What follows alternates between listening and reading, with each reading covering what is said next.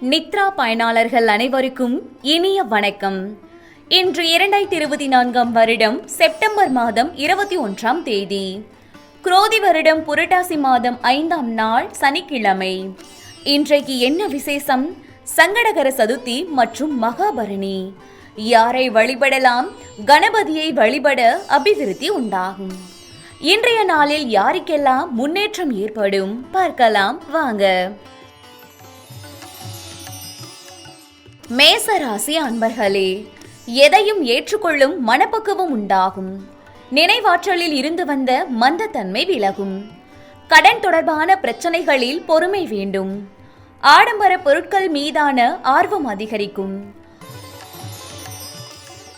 ரிஷபராசி அன்பர்களே, மறதி சார்ந்த பிரச்சனைகள் ஏற்பட்டு நீங்கும். புதிய முயற்சிகள் தாமதமாக நிறைவேறும். உடன் பிறந்தவர்களிடத்தில் விட்டு கொடுத்து செல்லவும். மற்றவர்களை பற்றிய கண்ணோட்டங்களில் மாற்றம் பிறக்கும்.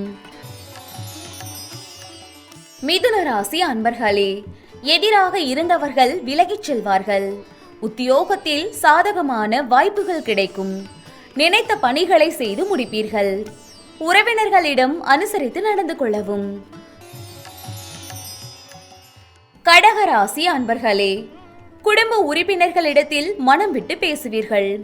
என்ன ஓட்டங்களில் குழப்பம் ஏற்படும்.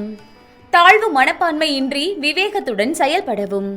சமூக பணிகளில் பொறுமையுடன் செயல்படுவது நல்லது. சிம்ம ராசி அன்பர்களே, திறமைகளை வெளிப்படுத்த வாய்ப்புகள் கிடைக்கும். பொருளாதாரத்தில் ஏற்ற இறக்கமான சூழல் அமையும். உங்கள் மீதான நம்பிக்கையில் சில மாற்றங்கள் ஏற்படும்.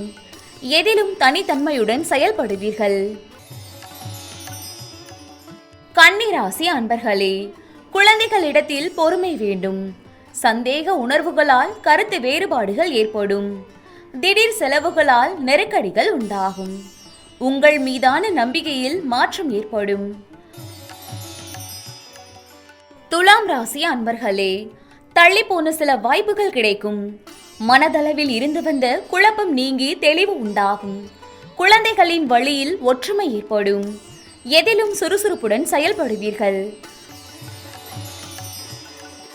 விருச்சிக ராசி அன்பர்களே, வீட்டில் சுபகாரியம் நடைபெறும்.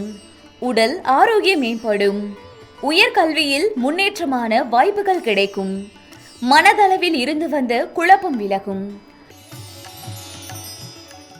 தனுசு ராசி அன்பர்களே, உடன் பிறந்தவர்களின் எண்ணங்களை புரிந்து கொள்வீர்கள்.